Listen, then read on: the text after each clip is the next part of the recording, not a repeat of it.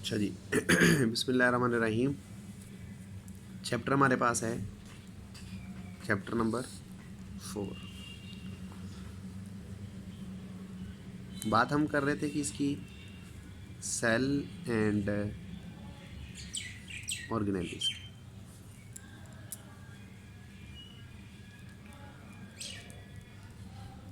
हमारे पास जो अगला टॉपिक है वो न्यूक्लियस का आखिरी पोर्शन है। न्यूक्लियस, आपने कहा था न्यूक्लियस इसके असल में कुछ डिफरेंट कंपोनेंट्स हैं।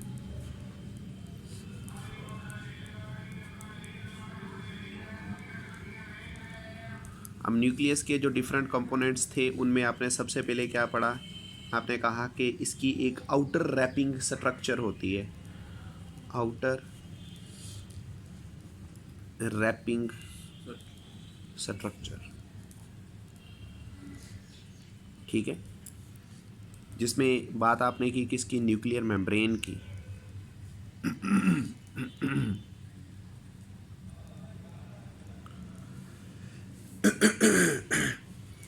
सेकेंड इसकी स्ट्रक्चर थी न्यूक्लियर पोर्स।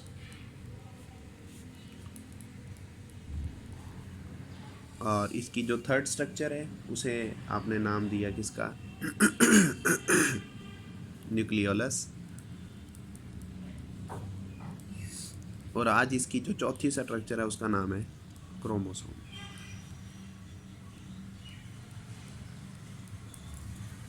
ठीक।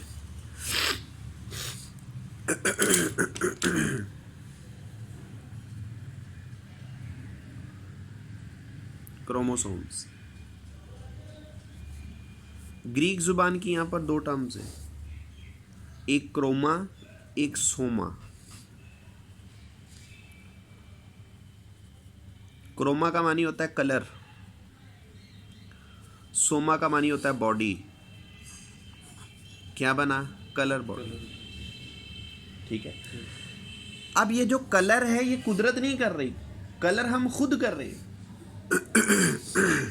आप जो यहाँ पर कलर कर रहे हो वो बेसिकली तौर पर एक स्टेन, एक टेक्निक के ज़रिए से आप इन्हें स्टेन कर रहे हो, आप इन्हें कलर कर रहे हो। स्टेनिंग टेक्निक्स होती हैं जिसकी बुनियाद पर ये जो आपको क्रोमोसोम्स, जो थ्रेड लाइक एक स्ट्रक्चर होती है, वो अपीयर होती है। विदाउट कलर ये आपको अपीयर नहीं होगी, आपको दिखाई नहीं देंगे ये थ्रेड से। ठीक है। तो क्रोमोसोम्स क्या हैं? Chromosome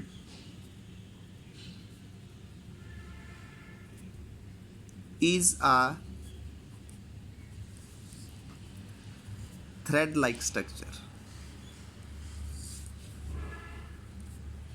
which appear only during cell division। ये सेल डिवीजन से आपको पहले कभी भी नहीं दिखाई देंगे। जब सेल डिवीजन का प्रोसेस होगा तो ये दिखेंगे, अदरवाइज ये आपको अपीयर नहीं होते। ठीक हो गया? वाल्डर सोटन नामी एक पर्सन था जिस पर्सन ने सबसे पहले क्रोमोसोमल थ्योरी इंट्रोड्यूस करवाई। 902 की बात है। वाल्डर सोटन,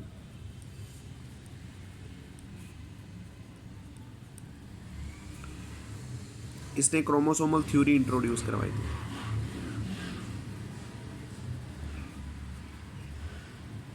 ठीक है। अब इसके मुताबिक बेसिकली तौर पर जो क्रोमोसोम्स होते हैं इनकी 2 काइंड्स होती हैं। कितनी किस्में होती हैं? 2 किस्में होती हैं।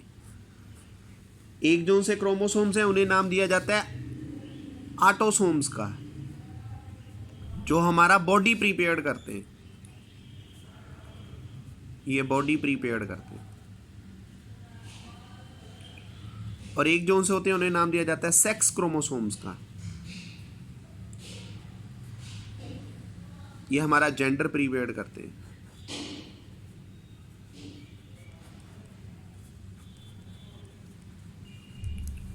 ठीक है। ये 2 तरह के क्रोमोसोम्स हैं। अगली बात, क्रोमोसोम्स टिपिकली तौर पर इसके अंदर दो स्ट्रक्चर्स होती हैं। चले हम थोड़ी सी अगर हम दो टर्म्स का जिक्र कर लें, एक हमारे पास क्या होता है, क्रोमाटिन होता है, एक हमारे पास क्या होता है, क्रोमोसोम होता है। ठीक है, अब क्रोमाटिन क्या है, the highly disperse state of DNA material is called chromatin. ठीक है, और क्रोमोसोम्स के हैं, the highly condense state of chromatin is called chromosomes. अभी सेल तकसीम नहीं हुआ तो जो आपको चीज दिखाई देगी वो इस तरह धागा सा होगा। इस धागे की कोई प्रॉपर शेप नहीं है, कोई वेल फैशन नहीं बना हुआ ये। फिर क्या होता है, जब सेल डिवीजन स्टार्ट हो जाती है, ये जो धागा होता है ये वेल फैशनड हो जाता है। जब ये वेल फैशनड हो जाता है, अब इसके दरमियान में एक सेंट्रोमेयर बनता है, ऊपर वाला इसका छोटा बाजू बनता है जिसको पी आर्म कहते हैं, और नीचे वाला बड़ा बाजू होता है जिसे क्यू आर्म कहते हैं। यहां पर तो बाजू बने नहीं। अब ये वाला जो बाजू होता है, जो ऊपर वाला पी बाजू है, पी आर्म, ये छोटा है, इसे क्या कहते हैं, क्रोमाटिड। ये नीचे वाला बाजू बड़ा है, इसे क्या कहते हैं, क्यू आर्म। ये बड़ा बाजू है, ये भी क्रोमाटिड। तो एक क्रोमोसोम्स के पास कितने क्रोमाटिड होते हैं, दो। एक क्रोमाटिड ये वाला और दूसरा क्रोमाटिड ये वाला। ये आपके पास आ गया क्रोमोसोम्स। याद रखिएगा, ये जो क्रोमोसोम्स होते हैं ये हर स्पीशी के अंदर डिफरेंट होते हैं। ह्यूमन बीइंग्स की बात कर लें 46 क्रोमोसोम्स हैं, चिंपैंजी की बात कर लें 48 क्रोमोसोम्स होते हैं, मंकी के अंदर भी 48 क्रोमोसोम्स होते हैं, टमाटर के अंदर भी 48 क्रोमोसोम्स होते हैं, फ्रॉग की बात कर लें 26 क्रोमोसोम्स होते हैं, पी प्लांट की बात कर लें 14 क्रोमोसोम्स होते हैं। इसके बाद आप मक्खी की बात कर लें, ड्रोसोफिला मिलानोगेस्टर इसे कहते हैं, फ्रूट फ्लाई, इसमें 8 क्रोमोसोम होते हैं। आपकी बुक के अंदर जो क्रोमोसोम्स दिए गए हैं वो आपने छोड़ने नहीं है, वो याद करने। यहां तक बात समझ लगी। अब यही क्रोमोसोम्स केमिकली तौर पर दो चीजों पे मुश्तमिल होता है। क्रोमोसोम के अंदर दो चीजें मौजूद होती हैं,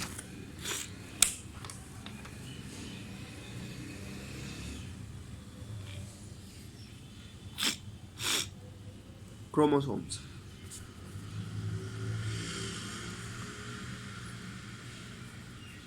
केमिकली ये कितनी चीजों पे, एक कौन सी, डीएनए, और एक प्रोटीन्स।